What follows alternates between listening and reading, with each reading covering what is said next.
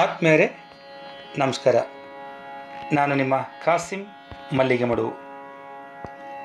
ವಾರಕ್ಕೊಂದು ಕಗ್ಗ ಈ 73ನೇ ವಾರದ ಸರಣಿಗೆ ಆತ್ಮೀಯ ಸ್ವಾಗತ. ಮನೆ ಗುಂಡಪ್ಪನವರು ಏನು ಹೇಳ್ತಿದ್ದಾರೆ ಬನ್ನಿ ಕೇಳೋಣ. ಹುಲಿಯ ಕೆಣಕುವುದು ಹುಲಿ, ಕಪಿಯ ನಣಕಿಪ್ಪುದು ಕಪಿ.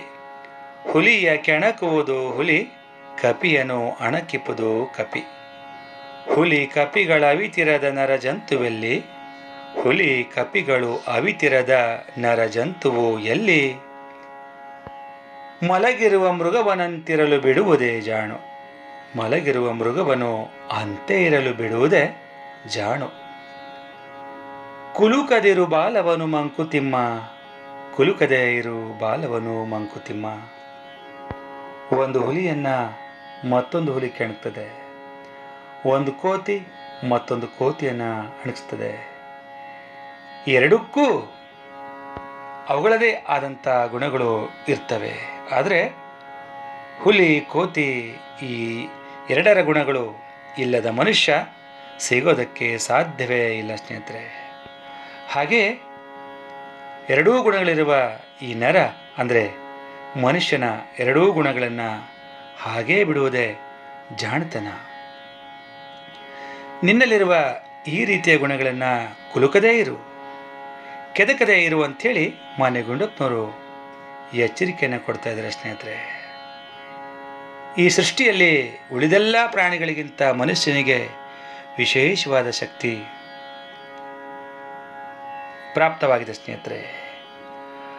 ಭಾವ ಬುದ್ಧಿಗಳನ್ನು ಬೆಳೆಸಬಲ್ಲ, ಹೊಳೆದನ್ನು ಹೇಳಬಲ್ಲ, ಪಂಚೇಂದ್ರಿಯಗಳ ಮೂಲಕ ಪಡೆದ ಜಗದ ಅರಿವನ್ನು ಇನ್ನಷ್ಟು ವಿಸ್ತರಿಸಿ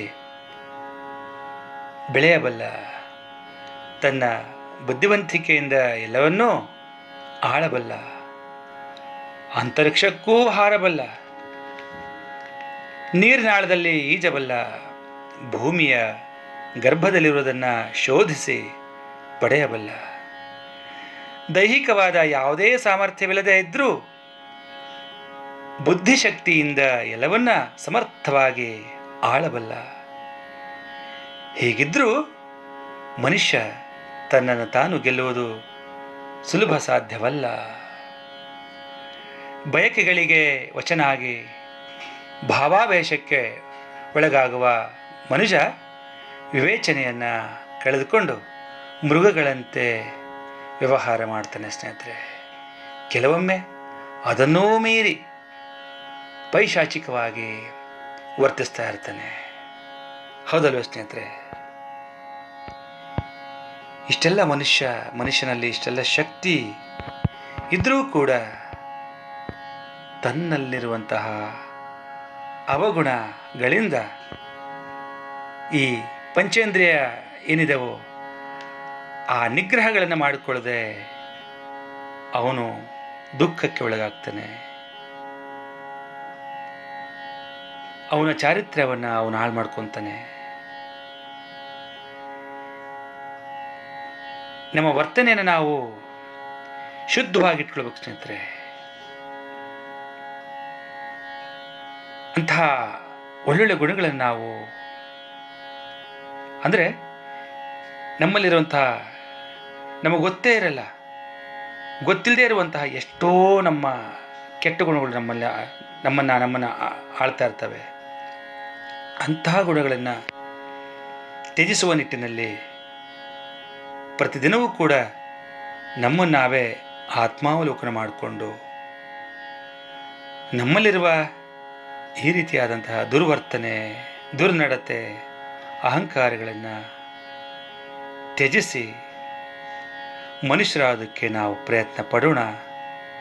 ಇಂತಹ ಅದ್ಭುತ ಸಾಲುಗಳನ್ನು ಕೊಟ್ಟಂತಹ ಮಾನ್ಯ ಡಿ ವಿ ಗುಂಡಪ್ಪನವರಿಗೆ ನಮನಗಳನ್ನು ಸಲ್ಲಿಸೋಣ ಅಂತ ಹೇಳ್ತಾ ಈಗ ಕೇಳೋಣ ನನ್ನ ರಾಗ ಸಂಯೋಜನೆಯಲ್ಲಿ ಈ ಕಗ್ಗವನ್ನು. ನಾ ನಾ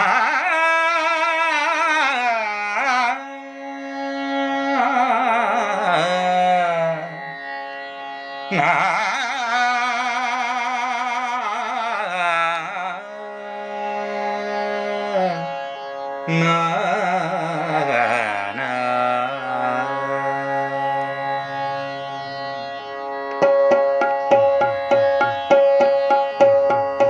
ಹುಲಿಯ ಕೆಣಕುವುದು ಹುಲಿ ಕಪಿಯ ರಣಕಿಪುದೋ ಕಪೆ ಹುಲಿಯ ಕೆಣಕುವುದು ಹುಲಿ ಕಪಿಯ ರಣಕಿಪುದೋ ಕಪೆ ಹುಲಿ ಕಪಿಗಳು ಅವಿತಿರದ ನರಜಂತುವೆಲ್ಲಿ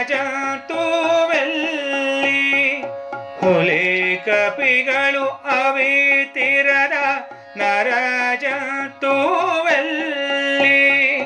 ಮಲಗಿರುವ ಮೃಗವನ ತಿರಲು ಬೇಡುವುದೇ ಜಾಣು ಮಲಗಿರುವ ಮೃಗವನ ತಿರಲು ಬೇಡುವುದೇ ಜಾಣು ಕುಲುಕದೆ ಇರುವಾಲವನು ಮಂಕುತಿಮ್ಮ ಕುಲುಕದೆ ಇರುವಾಲವನು ಮಂಕುತಿಮ್ಮ ಕುಲುಕದೆ ಇರುವಾಲವನು ಮಂಕುತಿಮ್ಮ ಮಂಕುತಿಮ್ಮ ಮಂಕುತಿಮ್ಮ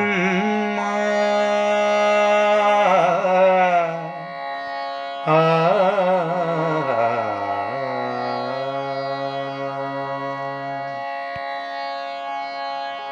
ಧನ್ಯವಾದಗಳು.